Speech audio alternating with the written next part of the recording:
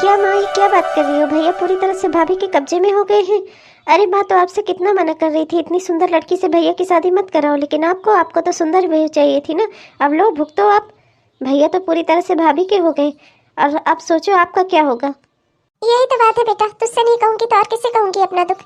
जब भी आता है ना ऑफिस से या घर पर रहता है, उसी के आगे डोलती रहती है हरदम। एकदम से उसे अपने काबू में कर लेना चाहती है कि वो माँ और बहन की कुछ सुने ही ना, हरदम उसी की बात सुने, हरदम उसी को देखे बस।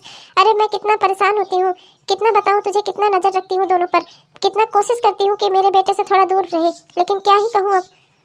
अरे वाह। आज ऑफिस से लौटते ही तो मुझे सरप्राइज मिल गया, फ्रेंच फ्राइज बनी है घर में। अच्छा, जरूर शीतल ने बनाई होगी, है ना? हाँ बेटा, शीतल ने ही बनाई है। ये रेनू को पसंद है ना फ्रेंच फ्राइज, तो रेनू ने बनवाई थी। मैं कहा, मैं तो वही दाल वाल वाला पराठा खा ली थी सुबह से, तब से कुछ खा ही नहीं पाई। आजा बैठ जा मेरे पास, यही बैठ, मैं तुझे फ्रेंच फ्राइज खिलवाती हूँ। अभी शीतल से मंगा कर देती हूँ तुझे, आजा बैठ जा यहाँ पर। अरे वाह, अच्छा हुआ आप आ गए। मैं कब से आपका इंतजार कर रही थी।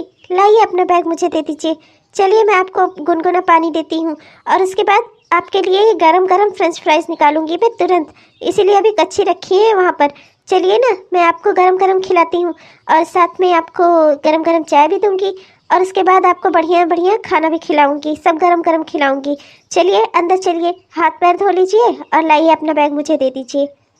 तुम भी ना शीतल, लगता है एकदम गेट पर ही निगाह टिका कर रखती हो, कभी भी मुझे मेरे बैग खुद से नहीं रखने देती। ठीक है, चलो तुम अंदर, मैं जूते उतार कर आता हूँ और साथ में चलते हैं। मुझे भी गरम गरम फ्रेंच फ्राइज बहुत पसंद है, और ख़ास तौर पर जब तुम्हारे हाथों की होती हैं तो क्या ही कहे फिर। चलो तुम जल्दी जल्दी से निकालो, मैं बस तुरंत 2 मिनट में आया।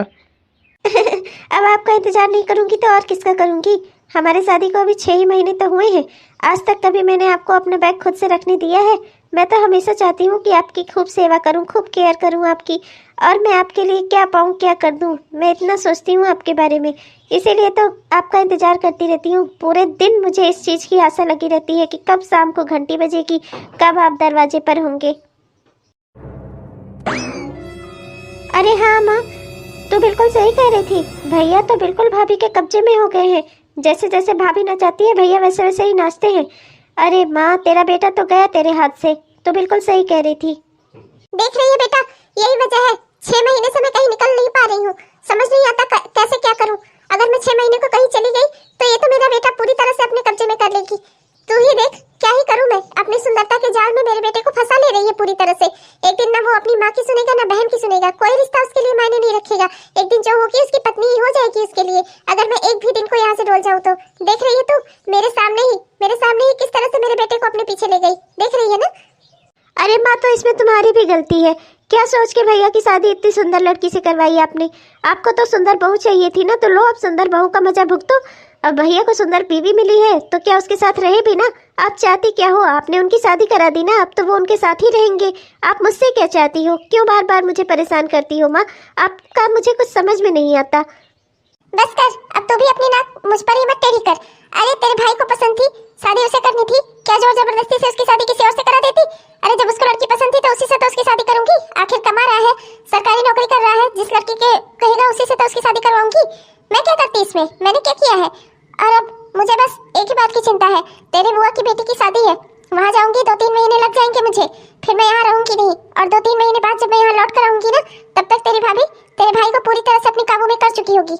मैं बस यही चाहती हूँ कि कुछ दिन तो अपने मायके में आकर रह ले, अपने ससुराल से यहाँ आकर रह ले 2-3 महीने, जब तक मैं तेरे बुआ की बेटी की शादी वहाँ अटेंड करके आती हूँ। अरे मैं तो इस कलमुही को अपने साथ लेती जाती, पर तू तो जानती है ना, अभी इसकी शादी को सिर्फ 6 ही महीने हुए हैं। अगर मैं इसे अपने साथ लेकर गई तो लोग क्या कहेंगे? अभी तो ये नई नवेली दुल्हन है ना, इसे अपने साथ लेकर जा नहीं सकती, इसलिए यहीं पर रहेगी। इसे छोड़ना मेरी मजबूरी है। और तुझे मैं कोई बहाना बता दूंगी वहाँ पर कि तू नहीं आ पाई। बस तू यहाँ रह और अपनी भाभी की और अपने भाई की रखवाली कर। आप भी ना माँ, एक से एक काम सौंप देती हो मुझको। अब मैं अपना ससुराल छोड़कर आऊँ यहाँ पर भाभी की रखवाली करूँ, भैया और भाभी की? हाँ, वहाँ मेरे ससुराल में इतनी सारी सुख सुविधाएं हैं। ये तो अच्छा हुआ था कि समय रहते भैया की सरकारी नौकरी लग गई थी, और उन्होंने मेरी शादी दान दहेज देकर इतने अच्छे घर में की। इतना बड़ा घर है, वहाँ इतनी सारी सुख सुविधाएं हैं, और यहाँ क्या है? पर अब मैं आकर यहाँ रहूँ आपकी वजह से। चलो ठीक है, आप माँ हो मेरी, आपकी बात तो माननी ही पड़ेगी मुझे। मैं अभी से अपने काम में लग जाती हूँ, आप चिंता मत करो। लीजिए, आपके लिए एकदम गुनगुना पानी करके रखा है मैंने सोचा था कि जैसे आप आएंगे तुरंत आपको गुनगुना पानी ही दूंगी। देखिए हल्की हल्की ठंड हो गई है ना, अब ज़्यादा ठंडा पानी पीना सेहत के लिए अच्छा नहीं है। लीजिए ये गुनगुना पानी पीजिए, आपको अच्छा भी लगेगा, इससे आपकी थकान भी दूर हो जाएगी। तुम भी ना यार, अरे पहले मैं ऑफिस से आता था ना, जो मिलता था वैसे ही पी खा लेता था, और अब तुम तो मेरी हर एक चीज़ का ख्याल रखती हो, ये ना खाओ, वो ना पियो, ये नुकसान करेगा। कोई बात नहीं, जो तुम कह रही हो मैं वही कर लेता हूँ, मैं गुनगुना पानी ही पी लेता हूँ, जो तुम कह दो, तुम ही मेरी सरकार। आप जब ऐसे मेरी बात मान लेते हैं ना तो मुझे बहुत खुशी होती है। ये लो गिलास पकड़ो। हाँ हाँ लाइए लाइए, रख देती हूँ, और जल्दी से आपके लिए फ्रेंच फ्राइज निकाल देती हूँ, गरम गरम फ्रेंच फ्राइज गरम गरम चाय के साथ। एक प्याली अपने लिए भी निकाल लेती हूँ। चलिए दोनों साथ में बैठ कर पीते हैं। मैंने इसीलिए जल्दी जल्दी घर का सारा काम खत्म कर लिया था कि जैसे ही आप आएंगे ना आपके साथ बैठूंगी। ला भैया ग्लास मुझे दो, और आप जाओ। आप यहाँ किचन में क्या कर रहे हो? जो कुछ भी बनाना है ना भाभी बनाएंगी, और मैं लेकर आऊंगी आपके लिए, आप परेशान मत हो। जाओ अपने कमरे में बैठो, ऑफिस से थक कर आए हो ना आप, क्या करोगे यहाँ किचन में खड़े होकर, और थक जाओगे। भाभी का तो काम है किचन में खड़े रहना, खाना बनाना। आप क्या कर रहे हो यहाँ पर? आप जाओ अपने कमरे में बैठकर आराम करो। मैं अभी गरम गरम फ्रेंच फ्राइज और चाय लेकर आती हूँ आपके लिए। चलो भाभी जल्दी से गरम गरम फ्रेंच फ्राइज और चाय निकाल दो भैया के लिए। क्या हुआ भाभी, खड़ी होकर मुंह क्या खोल दिया आपने? जल्दी से गरम गरम फ्रेंच फ्राइज निकालो, अभी तो बहुत कूद रही थी कि अभी निकालूंगी अभी निकालूंगी। निकालो, मुझे भी खानी है। और हाँ, शाम को माँ के लिए पराठे बना देना, माँ फिर से पराठे ही खाएंगी, इस बार आलू के पराठे बना देना। चलो आलू के पराठे की जल्दी से जल्दी तैयारी कर लो। तुम तो जानती ही हो माँ को 6 बजे तक सारा नाश्ता वास्ता चाहिए रहता है, और 9 बजे तक खाना। मैं नहीं चाहती माँ के खाने में कोई भी देर हो और नाश्ते में। चलो जल्दी जल्दी से फटाफट से जुट जाओ अपने काम में। आलू का पराठा दीदी, पर मैंने तो शाम का नाश्ता बनाकर रख दिया था, फ्रेंच फ्राइज बनाई थी, सैंडविचेस बनाई थी। मैंने सोचा था सैंडविच दे दूंगी सबको, पर आलू का पराठा, लेकिन ठीक है कोई बात नहीं, चलिए मैं बना देती हूँ। आलू का पराठा भी बना देती हूँ, पर उसमें थोड़ा समय लग जाएगा। तब तक दीदी मैं फ्रेंच फ्राइज निकाल देती हूँ और चाय निकाल देती हूँ। आप जाकर अखिल जी को दे दीजिएगा, बेचारे ऑफिस से थके हारे घर पर आए हैं, कब से भूखे हैं। यही होता है यहाँ पर इस घर में, जब से शादी होकर आई है। कभी भी मैं अखिल जी के साथ थोड़ा समय बिताने की कोशिश भी करती हूँ ना, तो या तो माँ जी या तो दीदी आकर किसी न किसी बहाने से हमें अलग कर देती हैं। मेरे तो समझ में नहीं आता, अगर माँ जी को अपना बेटा अपने पास ही रखना था तो उन्होंने उसकी शादी करवाई ही क्यों लाई मुझे इस घर में, खाली काम करवाने के लिए। पर क्या ही कहूँ, चलो खुशी की बात तो यही है कि 3 महीने के लिए माँ जी जा रही हैं शादी में। कम से कम मैं और अखिल जी यहाँ अकेले रहेंगे तो हमारे पास थोड़ा समय तो होगा एक दूसरे को देने के लिए। कम से कम मैं थोड़ा अखिल जी के साथ समय तो बिता सकूंगी। देखो सृष्टि, मैं सोच रहा था आज मैं तुम्हें कहीं लेकर बाहर चलता हूँ, थोड़ा बाहर घुमा दूँ तुम्हें। जब से शादी होकर इस घर में आई हो कहीं बाहर नहीं निकली हो तुम, एक बार अपने मायके ही गई थी। मैं सोच रहा हूँ आज चलो तुम्हें कहीं बाहर घुमा लाता हूँ, थोड़ा बाहर थोड़ा एंजॉय करा लाऊंगा। इसलिए शाम का खाना जल्दी ही बना लेना, मैं और तुम चलेंगे बाहर घूमने, वहाँ मैं तुम्हें बाहर का खाना खिलाऊंगा। आज हम दोनों बाहर ही डिनर करेंगे, ठीक है? बहुत बहुत धन्यवाद आपका, मैं बहुत खुश हो गई। आपने मेरे बारे में इतना सोचा, इससे बढ़कर मेरे लिए कुछ नहीं हो सकता। आपने मेरा इतना ख्याल तो रखा, आपके दिमाग में मेरे लिए इतना कुछ आया, तो मैं बहुत खुश हूँ। मैं बिल्कुल तैयार रहूँगी, आप बिल्कुल भी चिंता मत करिए। मैं शाम को खूब बढ़िया तैयार रहूँगी, हम दोनों साथ में जाएंगे बाहर घूमने। जब से हमारी शादी हुई है ना, मेरा तब से सपना था कि कहीं आपके साथ बाहर भी घूम सकूँ, पर क्या ही कहूँ, कभी हो ही नहीं पाया। पर आज मैं बहुत खुश हूँ, मेरा ये सपना पूरा होने वाला है। देखो इसे देखो, घर में इसे मैं समय नहीं देती तो ये मेरे बेटे को समझाने के लिए इसे बाहर लेकर जाएगी। मैंने इसे पहले ही समझा दिया था कि चुपचाप से घर में रहना, मेरे बेटे के साथ कहीं घूमना मत। और पहले जब मैं अपने बेटे से कहती थी कि कहीं अपनी बेबी को लेकर घुमाने मत ले जाना, तो कहता था मैं थोड़े जोड़े को गुलाम हूँ, मैं उसे कहीं घुमाने नहीं ले जाऊंगा। और आज देखो खुद ही प्लान पे प्लान बना रहा है इसे बाहर लेकर घूमने जाने का। अभी बताती हूँ तुम्हारा मैं, ऐसे तुम लोग नहीं सुधरोगे। अभी तुम्हारा प्लान सारा मैं खत्म करती हूँ। ए भगवान, हाँ अब तो उठा ही लो मुझे। क्या फायदा इस दुनिया में मुझे छोड़े रखने का, इतना दर्द इतना कष्ट झेल कर मैं क्या ही इस दुनिया में रहकर कर रही हूँ। भगवान मुझे उठा ही लो अब। अरे माँ, क्या हो गया आपको? बताओ मुझे, ऐसे क्यों बोल रही हो आप नहीं रहोगी तो हम लोग कैसे रहेंगे आपके बगैर? आप बिल्कुल चिंता मत करो, क्या हुआ आपको बताओ मुझे, मैं अभी डॉक्टर को बुला देता हूँ, आपकी दवाई करवाता हूँ। आप बिल्कुल चिंता मत करो। कहीं दर्द हो रहा है माँ? कोई दिक्कत है क्या आपको? बताओ मुझे क्या करना है। बेटा अब तुमसे क्या ही कहूँ, बहू से भी क्या ही कहूँ। अब इस घर में कोई और है नहीं तो सारा काम बेचारी यही तो करती है अकेले। मैं कहाँ कुछ करवा पाती हूँ, लेकिन देख रहे हो तब पर भी आज पैरों में बहुत दर्द है मेरे। एकदम से खड़ा नहीं होया जा रहा है, एकदम से चला नहीं जा रहा है। ऐसे ही रहा तो मुझे लगता है मैं व्हील चेयर पे आ जाऊंगी। हे भगवान, आज तो दर्द बर्दाश्त ही नहीं हो रहा है, बहुत तेज दर्द हो रहा है बेटा। अब बस यही है कि ठंडी है ना, ठंडी जैसे ठंडी शुरू होती है ये सर्दी, मेरे पैर में एकदम बहुत तेज से जाम लग जाता है, बहुत दर्द होता है। बस ये है कि कोई गरम गरम तेल मालिश कर दे गुनगुना करके तो एकदम ठीक हो जाएगा। और ये भी है ना कि बेटा थोड़ा 2-2 घंटे के अंतर पे कर देगी तो बहुत आराम मिलेगा। पर क्या ही कहूँ, अब बहू से कहते हुए अच्छा भी तो नहीं लगता। सारा काम बेचारी यही तो करती है अकेले, किससे कहूँ और ही और मैं। अरे तो क्या हुआ माँ, ये नहीं करेगी आपकी सेवा तो और कौन करेगा।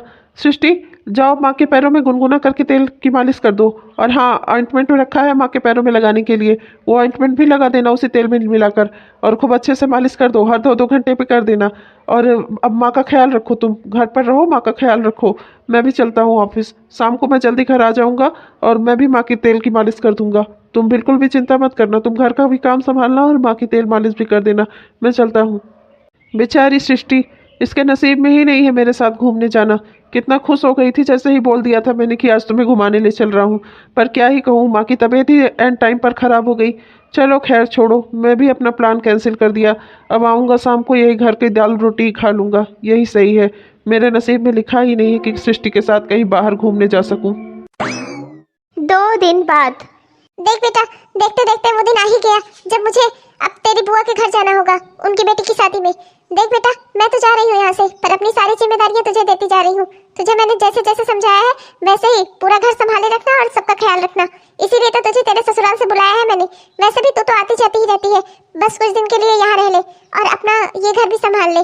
तेरे भाई भाभी को देखे रहना, जैसे तुझे समझाया है वैसा ही करना। ठीक है माँ, ठीक है, समझ गई, मैं समझ गई आपने जो भी कहा मुझसे। अरे मेरा ससुराल में इतनी सारी सुख सुविधाएं, इतना रुपया पैसा धन दौलत सब कुछ छोड़कर यहाँ आकर बैठी हूँ मैं आप ही की वजह से। तो क्या भला आपका भी काम नहीं करूँगी मैं? आप चिंता मत करो, आप निश्चिंत होकर बुआ के घर जाओ और उनको बोल देना कि मैं आ नहीं पाई, मेरी तबीयत थोड़ी ठीक नहीं थी, मैं अपने मायके में ही हूँ। ठीक है मेरी प्यारी बच्ची, मुझे तुझ पर पूरा भरोसा है, तू जरूर मेरा काम करेगी। मेरे बाद अगर कोई इस घर को संभाल सकता है तो वो एक तू ही है। पर बेटा कभी तू अपने पति का भी ख्याल कर लिया कर। जब भी तू दुखी होती है ना तो केवल अपने ससुराल की सुख सुविधाओं के लिए ही दुखी होती है। मुझे तो लगता है जैसे तेरी शादी हमने उस बड़े घर से करवाई हो, तेरे पति से नहीं। आप ही ना माँ, क्या क्या बात करती हो। अरे सुख सुविधाएं जीवन के लिए बहुत ज़रूरी होती है, तो जब वो मुझसे छीनती हैं तो मुझे दुख होता है। पति का क्या है, पति अपना रहते हैं तो रहते हैं, रहेंगे ही घर में और कहाँ जाएंगे। और माँ, आप जाकर निश्चिंत होकर बुआ की बेटी की शादी एंजॉय करो, बिल्कुल भी वहाँ की चिंता मत करो। मैं हूँ यहाँ पर, आप बिल्कुल मत चिंता करो, मैं भाई भाभी को देखे रहूँगी, आप जाओ। आज मैं ऊपर आसमान नीचे, आज मैं आगे जमाना है पीछे। आज तो मैं बहुत खुश हूँ, आज मम्मी जी गई, अब बुआ की यहाँ शादी में कम से कम 3 महीने तो लगेंगे ही उनको। तब तक मैं यहाँ कम से कम आराम से अपने हिसाब से अपनी ज़िंदगी जी सकूँगी और अखिल जी के साथ थोड़ा समय भी बिता सकूँगी। हमारे शादी को 6 महीने हो गए, पर मैं अखिल जी के साथ सुकून से 2 पल बैठकर बात नहीं कर पाई। माँ जी हमेशा या दीदी कोई ना कोई बीच में रहता ही था। चलो आज बहुत खुशी की बात है, माँ जी वहाँ जाकर अपने यहाँ शादी एंजॉय करेंगी और उनके पीठ पीछे यहाँ मैं अखिल जी के साथ थोड़ा समय बिता लूँगी। अरे ये क्या, दरवाजे पर कौन आ गया इतनी जल्दी? अभी तो माँ जी को गए हुए कुछ घंटे ही हुए थे और अखिल जी के आने का भी समय ही नहीं हुआ है, फिर कौन आ गया? हे भगवान, चलती हूँ देखती हूँ कहीं माँ जी वापस तो नहीं लौट आई। क्या हुआ भाभी, मुझे देखकर खुश नहीं हुई आप?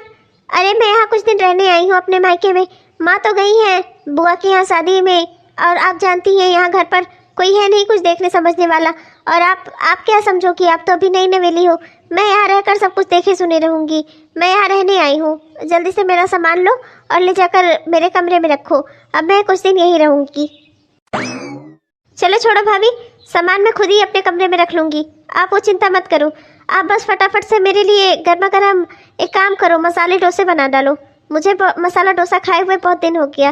घर का मसाला डोसा खाने में भी बहुत टेस्टी लगता है, बहुत हेल्दी भी होता है। आप एक काम करो, आप मसाला डोसा बना डालो। मैं बस यूँ गई और अपना सामान वामान पैक की और हाथ मुँह धोकर बैठ रही हूँ।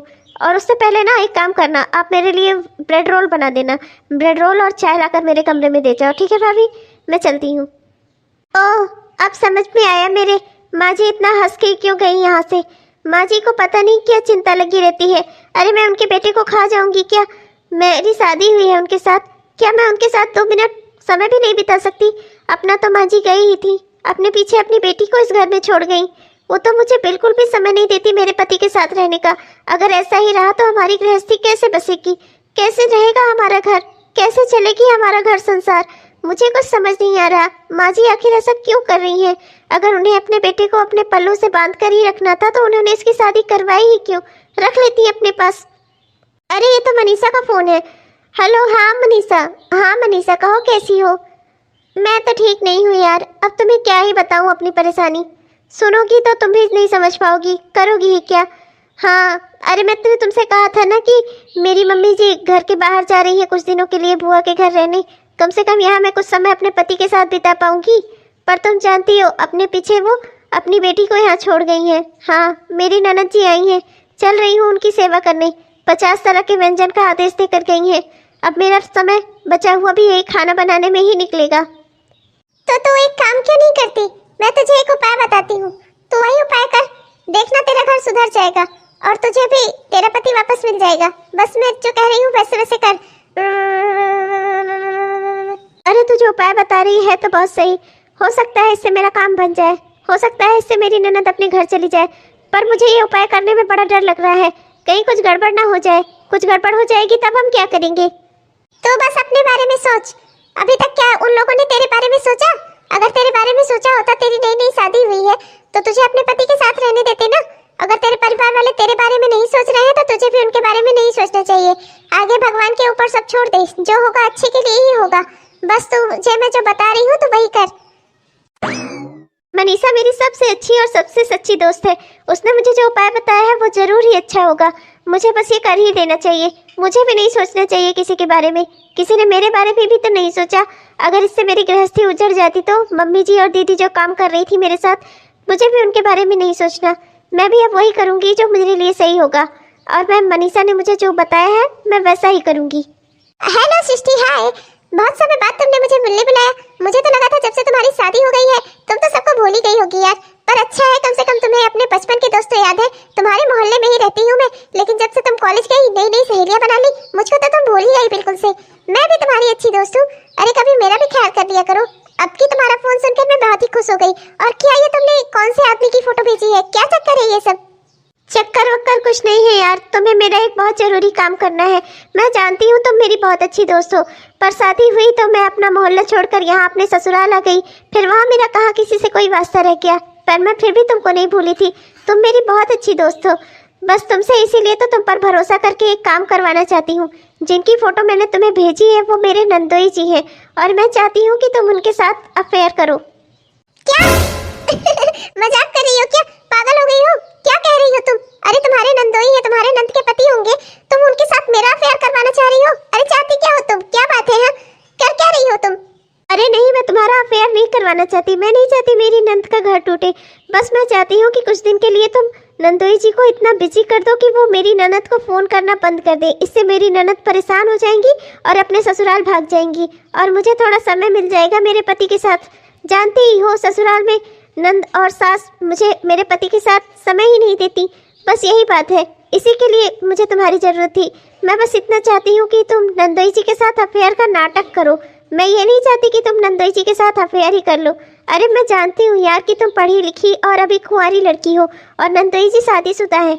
मैं बस इतना चाहती हूँ कि तुम उनके साथ अफेयर का नाटक करो। उन्हें थोड़ा अपनी बातों में पलझाओ, इतना थोड़ा उन्हें बिजी कर दो कि वो मेरी ननद को फ़ोन करना, उनसे बात करना सब छोड़ दें और मेरी ननद अपना घर बचाने के लिए अपने ससुराल चली जाए। बस तुम्हें इतना ही करना है। लो चलो, ये तो मान गई, हो गया मेरा काम। अब बस अब दौड़ी दौड़ी मेरी ननद जी अपने ससुराल जाएंगी और मैं और मेरे पति थोड़ा अकेले साथ में समय बिताएंगे। क्या क्या करना पड़ रहा है मुझे अपने पति के साथ समय बिताने के लिए। माँ जी भी ना अगर शांति से मुझे ये सब अपने पति के साथ रहने देती अच्छे से तो मुझे ये सब करने की ज़रूरत ही ना पड़ती, ना ही ये सब करने की नौबत आती। पर मुझे ये सब करना पड़ रहा है क्योंकि माँ जी और दीदी ने मुझे मजबूर कर दिया है।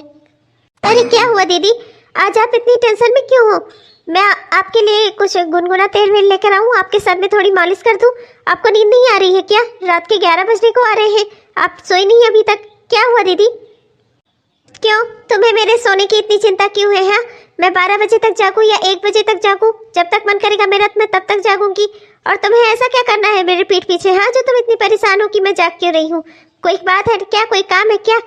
मैं तो बस इसलिए परेशान हूँ क्योंकि राजेश जी ने मुझे फ़ोन नहीं किया है 1 हफ्ते से। समझ में नहीं आ रहा है वो ऐसा कौन से काम में बिजी हो गए हैं।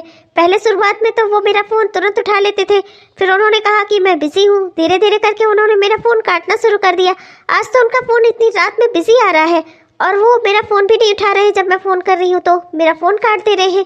समझ नहीं आ रहा मेरे आखिर हो क्या रहा है ये सब। दीदी, फिर तो बहुत चिंता की बात है।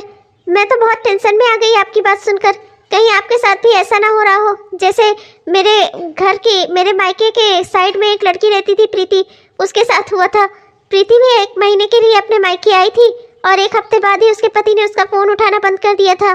जैसे आप बता रही हो ना, ऐसे ही उसके पति ने भी पहले उसका फ़ोन काटना शुरू किया, फिर उसके बाद उसका फ़ोन उठाना बंद कर दिया और फिर वो उसे कभी लेने ससुराल से आया ही नहीं। आज भी प्रीति अपने मायके में ही है। उसने प्रीति को तलाक दे दिया और उसने ही दिन में इसका किसी और लड़की के साथ चक्कर चल गया था। बाद में उसने उसी से शादी कर ली। दीदी, बड़ी चिंता की बात है। आपका तो इतने बड़े घर में शादी हुई है, आपका क्या होगा? आप फिर कहाँ जाएंगी? क्या क्या बोल रही हो तुम? क्या बकवास बात कर रही हो? ऐसा कुछ नहीं है, डराओ नहीं मुझे। निकलो यहाँ से, मैं संभाल लूंगी अपना घर। मुझे तुम्हारी जरूरत नहीं है ये सब की जानकारी की लेने के लिए। मुझे डराओ मत तुम। जाओ यहाँ से, जाओ, जाकर सो अपना।